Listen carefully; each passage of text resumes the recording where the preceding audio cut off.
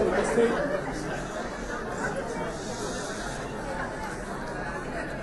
नवभारत परिवार के प्रमुख श्री नवीन जी माहेश्वरी, हम सभी के चहेते एक्टर,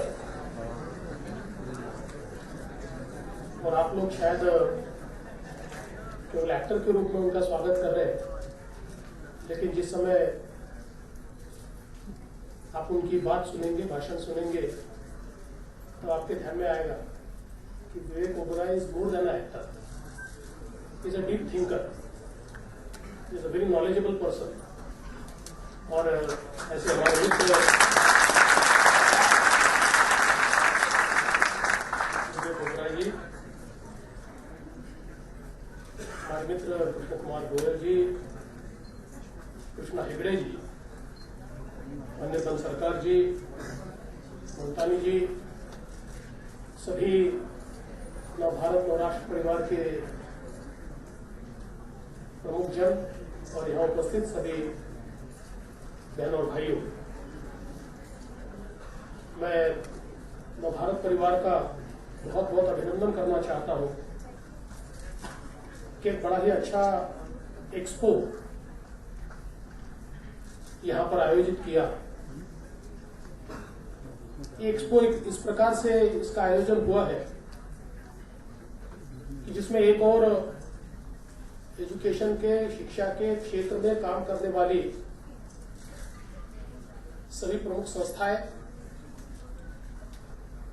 अलग अलग करियर ऑप्शंस को हमारे साथ एकात्मिक करने वाली वित्तीय संस्थाएं, और साथ ही में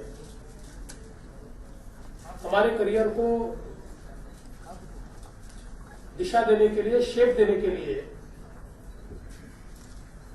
ऐसे वक्ता कि जो सच में हमें मार्गदर्शन दे सकते हैं, इन सभी चीजों का एक संगम आज यहां पर नवभारत नवराष्ट्र ने किया। और इसलिए नागपुर और विदर्भ की तमाम जनता की ओर से मैं उनका बहुत बहुत अभिनंदन करता हूं।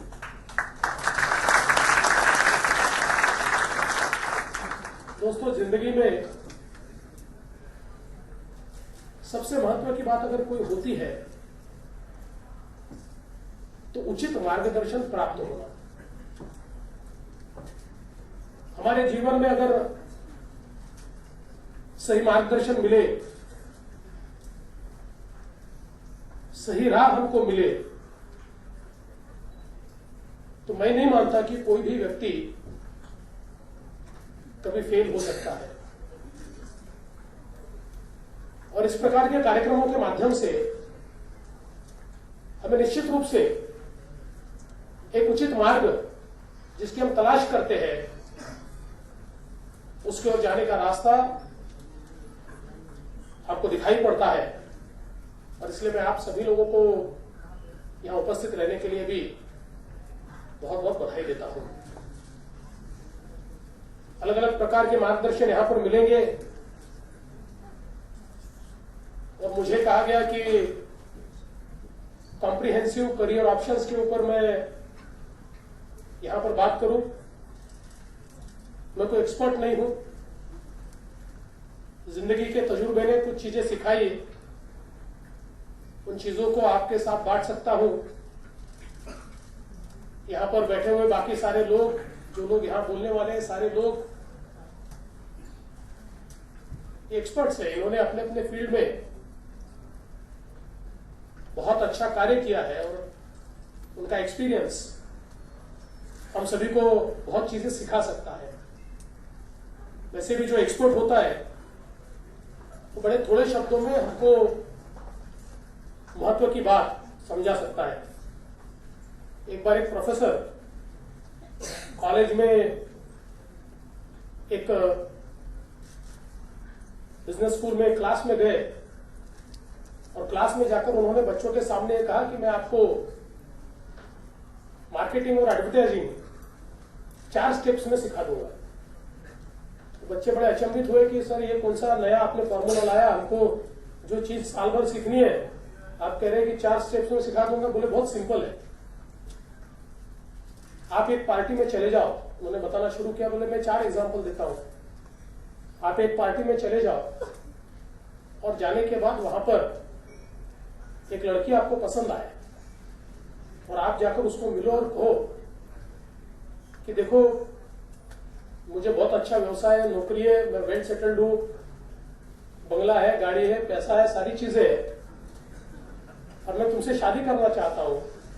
तो यह है डायरेक्ट मार्केटिंग।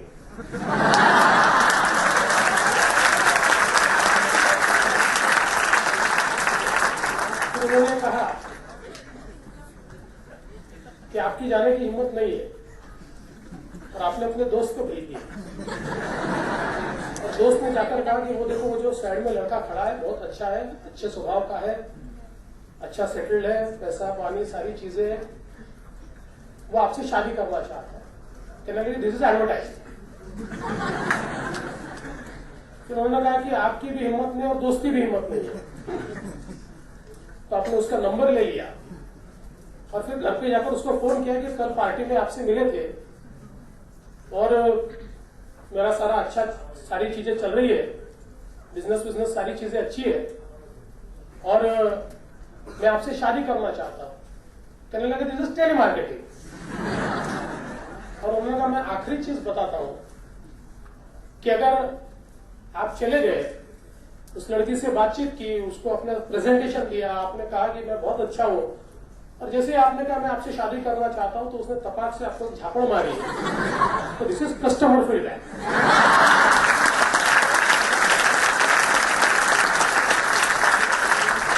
जो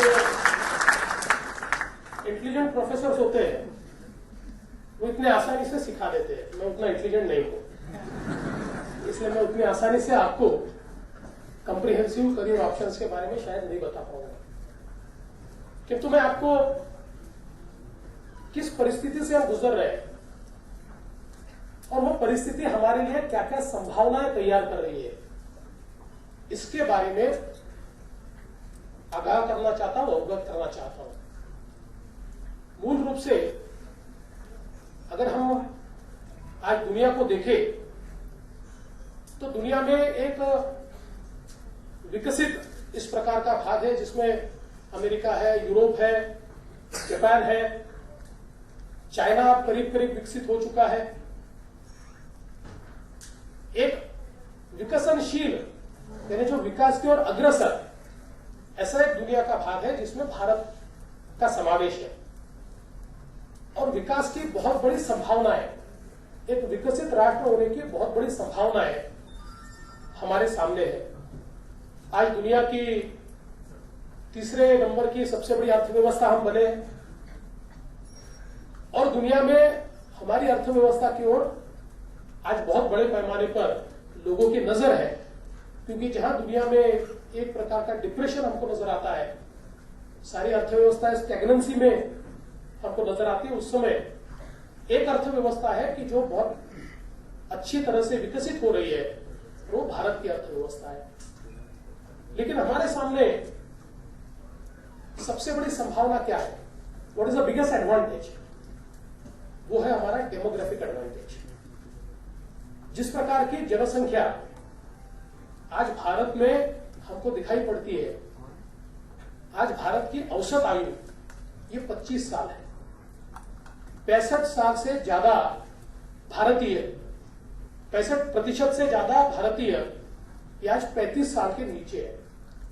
तो एक बड़ा युवा देश, युवाओं से सराबोर, युवा शक्ति की ताकत से भरपूर इस प्रकार की भारत की जनसंख्या की आज रचना है। और जब हम अग्रसर होंगे तो ये एडवांटेज क्यों है? तो दुनिया की जो अर्थव्यवस्थाएं हैं, उन अर्थव्यवस्थाओं के सामने आने वाले दिनों में मानव संसाधन का संकट तैयार हो रहा है। जितनी विकसित अर्थव्यवस्था है, अगर हम 2020 का विचार करें तो 2020 में जो हमारी औसत आयु 29 वर्ष होगी, उस समय जापान की औसत आयु ये 48 वर्ष होगी। उस समय ईस्टर्न यूरोप की पूर्वी यूरोप की औसत आयु 44 साल होगी, पश्चिमी यूरोप की औसत आयु 41 साल होगी। उस समय अमेरिका की औसत आयु 39 साल होगी और चीन की औसत आयु 37 साल होगी। इसका मतलब यह है कि जिन्होंने विकास कर लिया है, ऐसे जितनी विकसित अर्थव्यवस्थाएं हैं, वो सारी विकसित अर्थव्यवस्थाएं, उनके डेमोग्राफी, उनकी जनसंख्या ये बूढ़ी होती होगी, बुढ़ापे की ओर झुकती हुई हमको दिखाई देगी। क्योंकि विचार कीजिए कि जब औसत आयु 48 साल होती है तो इसका मतलब यह होता है कि 50% लोग ये 50 साल से 55 साल से ऊपर है। और इसका मतलब क्या है कि डिपेंडेंस ये ज्यादा, डिपेंडेंसी का रेशियो ये ज्यादा, और उनको खिलाने के लिए कमाने वालों की संख्या कम। इस प्रकार की व्यवस्था ये दुनिया में कायम होगी। और इस व्यवस्था से निपटने के लिए दुनिया के पास उपाय क्या है? दुनिया के पास उपाय है माइग्रेशन, इमिग्रेशन। दुनिया के जिन देशों के पास युवा शक्ति है, जिन देशों के पास मानव संसाधन है, या तो मानव संसाधन वहां से वो इंपोर्ट करेंगे या फिर अपनी आवश्यकताओं को वो एक्सपोर्ट करेंगे। अपनी आवश्यकताओं के लिए व्यवस्थाएं उन राष्ट्रों में वो खड़ी करेंगे जिन राष्ट्रों में मानव संसाधन है। तो 2020 साल में हमको अवसर क्या मिलेगा?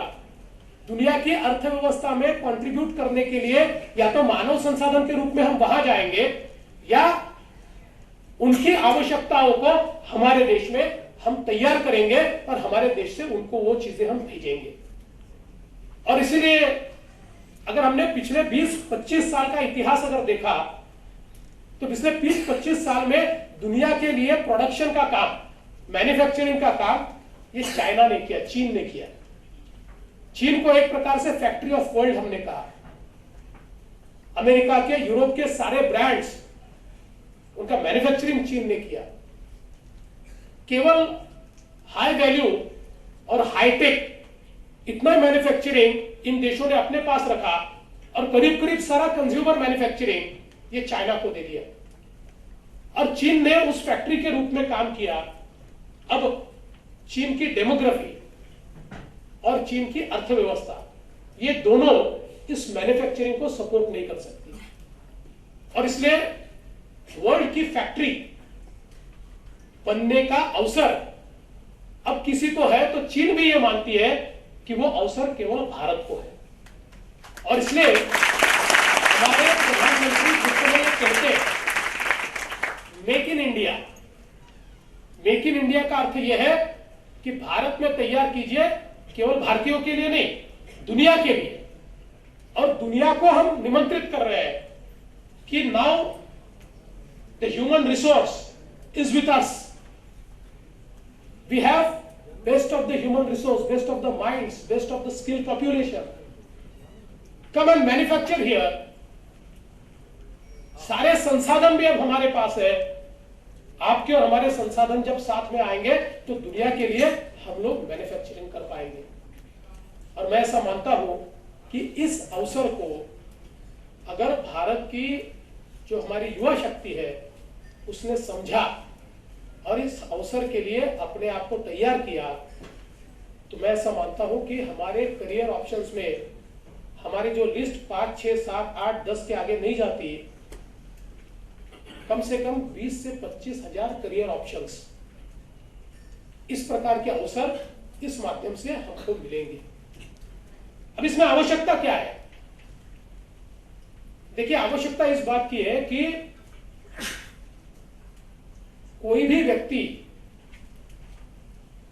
केवल युवा है इसलिए वो मानव संसाधन नहीं बन सकता। मानव संसाधन बनने के लिए उस युवा को शिक्षा और कौशल्य, ये दोनों चीजों की आवश्यकता है। जब तक शिक्षा और कौशल्य प्राप्त नहीं होता, आज शिक्षा के क्षेत्र में हम लोग बहुत आगे बढ़े हैं और इतने बड़े पैमाने पर आज हमारे यहां पर उच्च शिक्षा में, तंत्र शिक्षा में हमारे विद्यार्थी शिक्षा पा रहे हैं, लेकिन क्या उनको एम्प्लॉयमेंट मिलता है?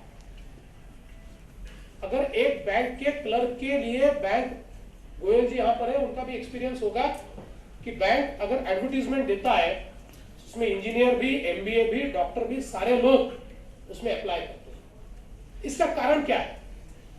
हमें पता है कि नेस्कॉम ने 4-5 साल पहले एक सर्वे किया था। उस सर्वे में उन्होंने ये कहा था कि out of 100 graduate engineers in India only 25 are employable. केवल 25% हमारे जो इंजीनियर है ये एम्प्लॉयबल है। फिर मिसिंग लिंक क्या है? मिसिंग लिंक है कौशल्य, स्किल।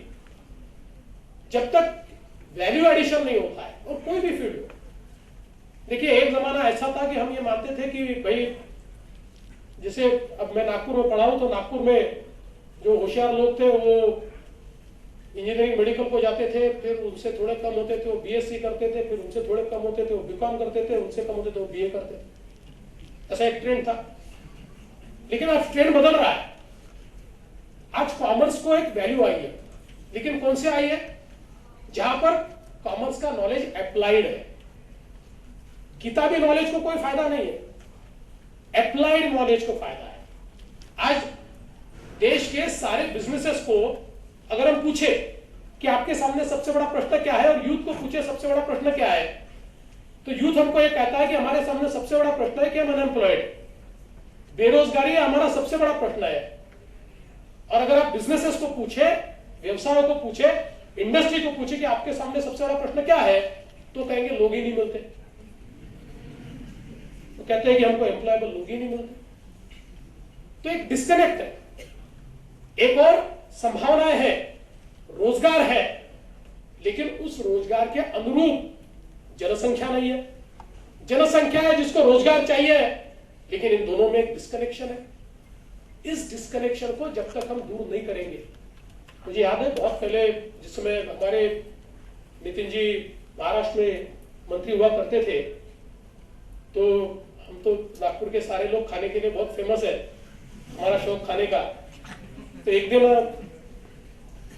अब देखिए ये 96 की बात है, उस समय ये अपना बर्फ का गोला तो नागपुर में 2 रुपए में मिलता था। और नितिन जी एक बार हमको दादर में लेकर गए, और दादर में बर्फ का गोला बेचने वाला जो था, तो नितिन जी ने कहा 50 रुपए में बर्फ का गोला बेचता है। हमने कहा क्या सोना लगाता है क्या, 2 रुपए का बर्फ का गोला 50 रुपए में? तो साहब उसने क्या किया, उसी बर्फ के गोले में वैल्यू एडिशन करना शुरू किया। उसमें उसने थोड़ा खोआ लगाया, उसमें उसने थोड़ी सेवई लगाई, उसमें और 4 चीजें लगाई। तो वैल्यू एडिशन से केवल उसकी टेस्ट नहीं बढ़ी, अब ये 2 रुपए के गोले में उसने और 8 रुपए की चीजें लगाई, उसकी कीमत 10 रुपए हुई। लेकिन वो जो 8 रुपए की चीजें उसने लगाई, उससे उसका वैल्यू एडिशन इतना हुआ कि वो 50 रुपए में बेचने लगा। तब भी उसके यहाँ लाइन लगाकर सारे लोग बर्फ का गोला खाते हैं। तो व्यक्ति, हम जो आज जिस परिस्थिति में आज हम लोग जी रहे हैं, इसमें महत्व क्या क्या है, वैल्यू एडिशन क्या है, आप क्या ज्यादा दे सकते हो, आपके पास कौशल्य कौन सा है। छोटी छोटी चीजें होती है कि हमारे कई बार लड़के जो है ये नॉलेज ले लेते हैं, लेकिन इंटरव्यू में पास नहीं होते क्योंकि सॉफ्ट स्किल्स नहीं है। सॉफ्ट स्किल भी बहुत आज महत्व रखती है, इंटरपर्सनल स्किल्स आज बहुत महत्व रखती है। ये वैल्यू एडिशन है। केवल ज्ञान हमने प्राप्त किया, इससे आज हम जो जॉब मार्केट है उस जॉब मार्केट में हम लोग एंटर नहीं कर सकते। उसके साथ साथ हमारे पास कौशल्य क्या है। अगर एक व्यक्ति मेरे पास आता है और मैं उसको अकाउंटेंट का जॉब देना चाहता हूं और उसको बुक एंट्री अच्छे से आती है, और दूसरा आता है उसको बुक एंट्री आती है, लेकिन उसको जितने नए सॉफ्टवेयर है, जो भी हो गए, टैली हो गए और क्या क्या हो, मुझे तो नहीं पता क्या वो कॉमर्स के होते हैं, ये सारे अगर आते हैं तो नेचुरली मैं किसको चुनूंगा, सेकंड वाले को ही चुनूंगा। तो इसलिए अब हम लोगों को करियर का विचार करते समय आवश्यकता किस चीज की है, हम वैल्यू एडिशन क्या कर सकते हैं। हमारी एक बड़ी अच्छी एडवर्टीजमेंट आती थी किसी यूनिवर्सिटी की, जिसमें एक लड़का बोलता था कि मैं इंजीनियर बनूंगा, तो सारे बकरे की तरह उसके पीछे चले जाते थे, मैं करते हुए।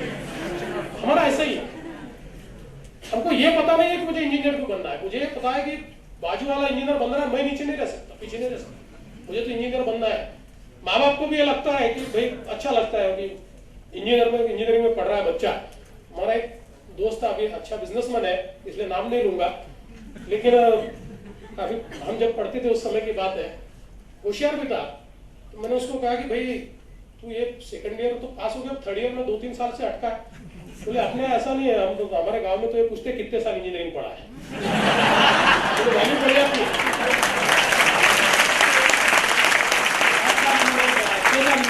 वैल्यू बढ़ती है।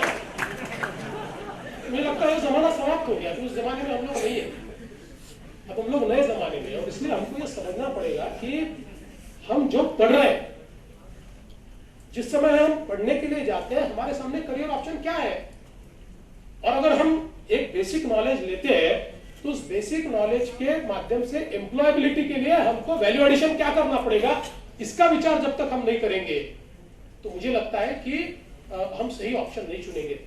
अभी देखिए, कोई भी अर्थव्यवस्था का जो ट्रांजिशन होता है वो इस प्रकार से होता है कि वो आज हमारे यहाँ 50% लोग खेती किसानी में, और आज भी हमारी अर्थव्यवस्था में अगर हम विचार करें तो हमारा जो जीडीपी है, टोटल हमारा जो हम गुड्स और सर्विसेज जो तैयार करते हैं, वो गुड्स और सर्विसेज तैयार करते हैं, उसमें हम 11% हमारा पैसा जो आता है, गुड्स और सर्विसेज की वैल्यू जो आती है, ये एग्रीकल्चर से आती है। 89% जो है हमारी वो सर्विस सेक्टर और इंडस्ट्रियल सेक्टर से आती है, मैन्युफैक्चरिंग वगैरह सारी चीजों से आती है।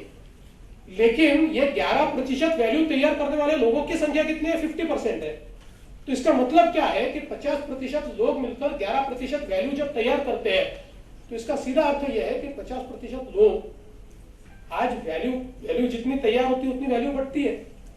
तो उनमें अगर 11% बटेगी तो 50% लोगों में अगर 89% वैल्यू बटेगी और 50% लोगों में केवल 11% वैल्यू बटेगी, तो खेती किसानी की हालत क्या होगी? आज वही हालत हमारी खेती किसानी की हमको नजर आती है। और इसलिए इजराइल जैसा देश है, एक खेती किसानी में आगे गया। क्यों गया? वहां पर भी उसने स्किल लाया। तो हम लोग क्या करते हैं कि हम लोग 7-8-10 एकड़ में जितना पैसा कमाते हैं, उतना ही पैसा वो 1 एकड़ में कमाते हैं। और 1 एकड़ में कमाने के लिए उन्होंने उसमें स्किल्स लाए, उसमें उन्होंने टेक्नोलॉजी लाई है। परिस्थितियां बदल रही है, एग्रीकल्चर इंटेंस करना पड़ेगा, एग्रीकल्चर में वैल्यू एडिशन करनी पड़ेगी। देखिए, कपास बनाने वाले को पैसा नहीं मिलता, कपड़ा बनाने वाले को मिलता है। जो कपास बनाता है वो बेचारा गरीब रहता है, और जो फैशन इंडस्ट्री में जाता है, विशाला जी ने यहाँ पर अच्छा भाषण दिया फैशन इंडस्ट्री के बारे में, तो देखिए वही कपड़ा जो शायद 10 रुपए का बनता है, जिसमें उसमें वैल्यू एडिशन होती है, उस समय वो 10,000 रुपए में भी बिकता है।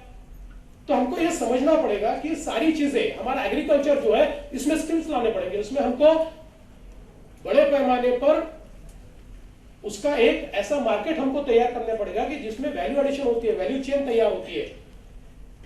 बड़ी छोटी सी बात होती है कि हमारा जो किसान होता है, उस किसान को वो समझ लीजिए कि आलू प्याज उगाता है, उसको पैसा नहीं मिलता।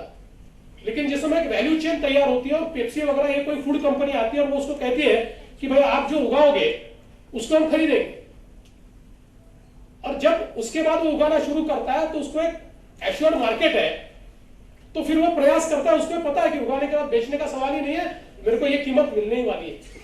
और उस कंपनी को मालूम है कि मुझे भटकने की आवश्यकता नहीं है, मुझे जो क्वालिटी चाहिए वो क्वालिटी मुझे मिलने वाली है।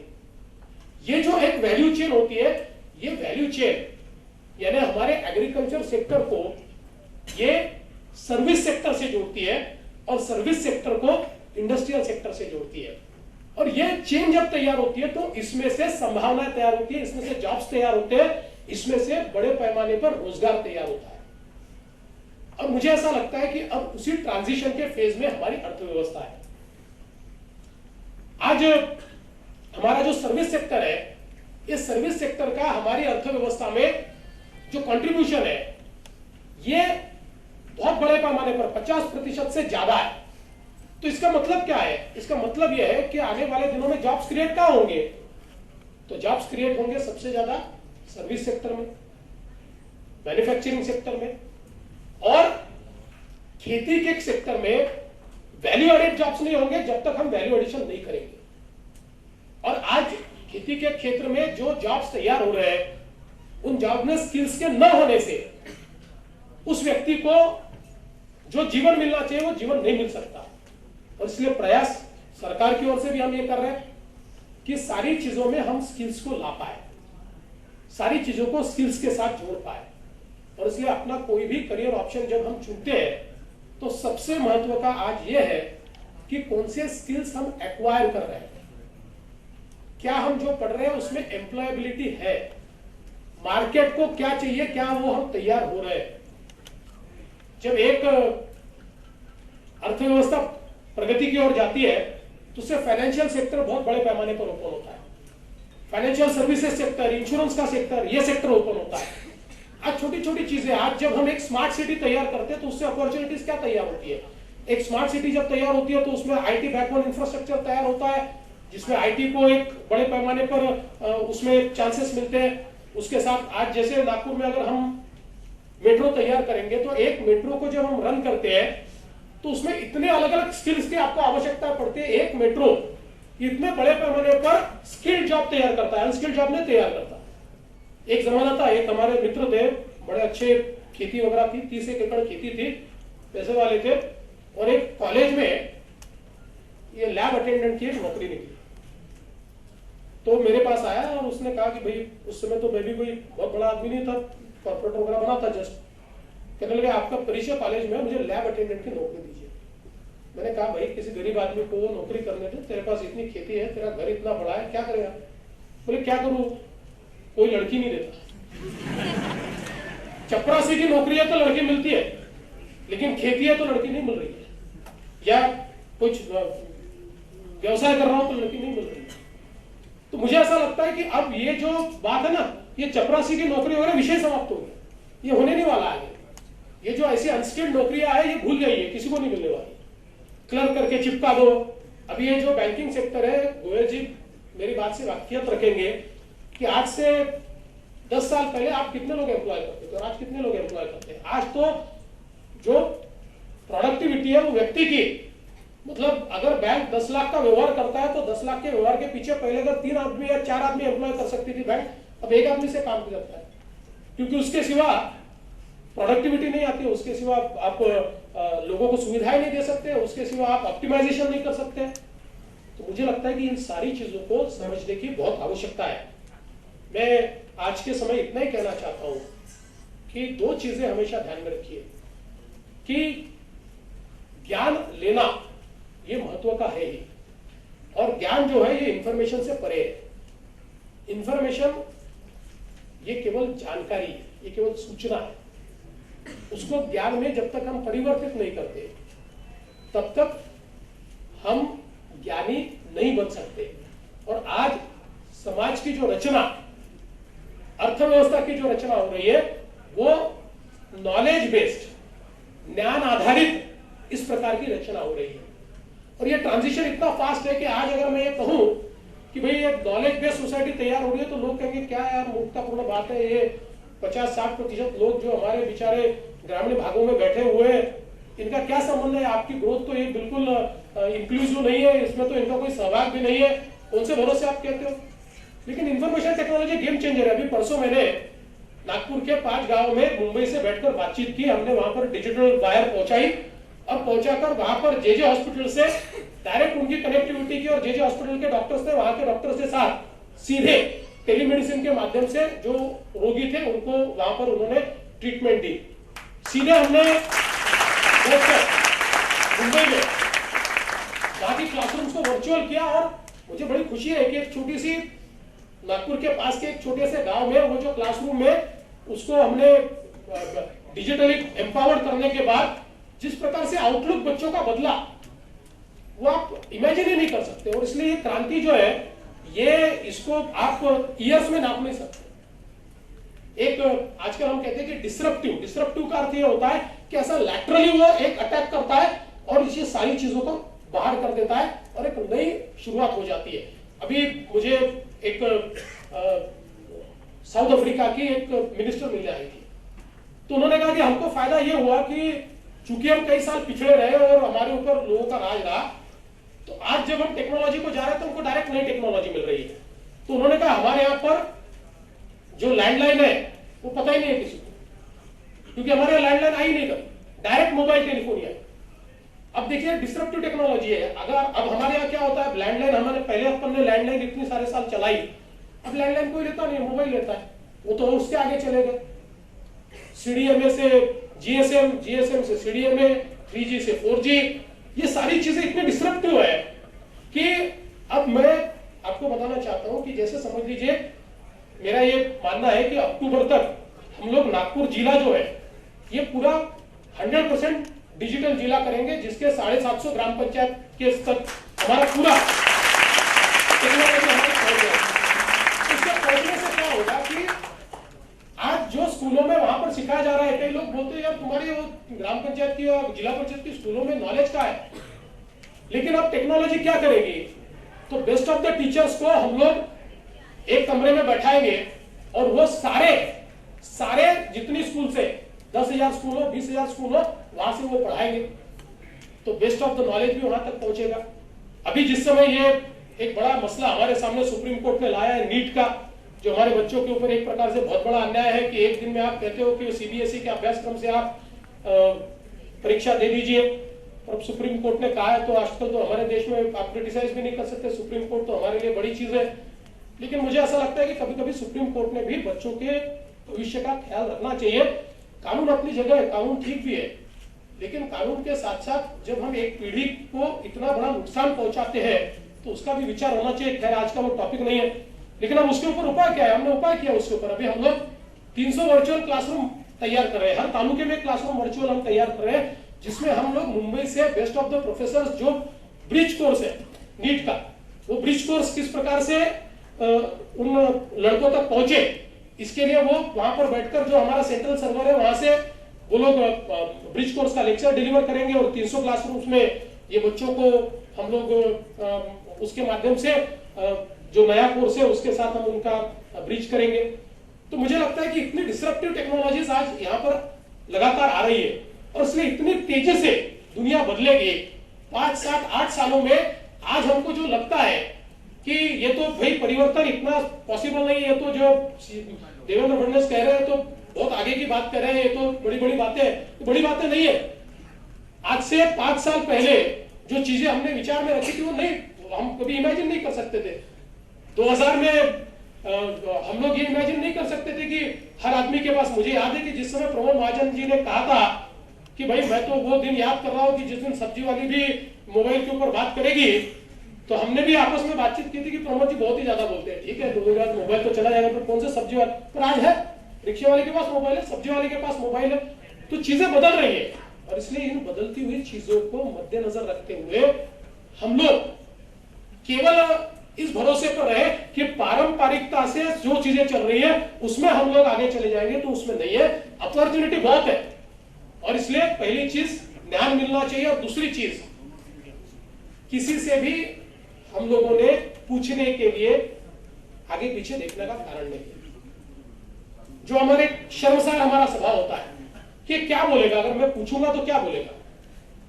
मुझे ऐसा लगता है कि अज्ञानी रहना ये गलत है। अगर सामने वालों को पता चले कि अपने पास ज्ञान नहीं है तो 1 मिनट हंसेगा, पर एक बार ज्ञान हमको मिल जाएगा तो हमको पीछे देखना नहीं पड़ेगा। और इसलिए मैं ऐसा मानता हूं कि हर चीज पर प्रश्न पूछना चाहिए, जो शंका है उसको पूछना चाहिए, नहीं समझता है तो मार्गदर्शन लेना चाहिए। मार्गदर्शन लेने से कभी भी डरने की कोई आवश्यकता नहीं है। लोग भूल जाते हैं, आपका अगर एक आधी जगह आपने ऐसा कोई प्रश्न पूछ लिया कि जो बहुत ही अजीब सा प्रश्न हो तो लोग हंसेंगे, कोई फर्क नहीं पड़ता उससे। लेकिन कल जब आप सक्सेसफुल होते हो तो हंसने वाले भी आपको सलाम करने के लिए आते हैं, और इसलिए डरने की बिल्कुल बात नहीं, अपने मन से डर निकाल रखिए। और तीसरी सबसे महत्व की बात है, हमारा सबसे बड़ा प्रॉब्लम क्या होता है, इनसिक्योरिटी। हर व्यक्ति इनसिक्योर है, ऐसा कोई नहीं जो इनसिक्योर नहीं है, लेकिन आगे अगर जाना है तो इनसिक्योरिटी के ऊपर मात देनी पड़ती है। जब तक हम हमारे मन से इनसिक्योरिटी क्या होगा मेरा, मैं अगर कन्विक्शन के साथ आगे जाऊंगा तो जो भी होगा अच्छा होगा। हम कई बार अपनी क्षमताओं से कम कार्य करते हैं, इसलिए करते हैं कि डर से करते हैं। अपनी पूरी क्षमता का उपयोग करके हम जो कर सकते हैं, हम ये सोचते हैं कि ये अगर मैं करूं और मुझे यश नहीं मिले तो मेरा क्या होगा, और इसलिए वी सेटल फॉर लेस। हम छोटी सी चीज पे कॉम्प्रोमाइज करके अपनी जिंदगी गुजार देते हैं।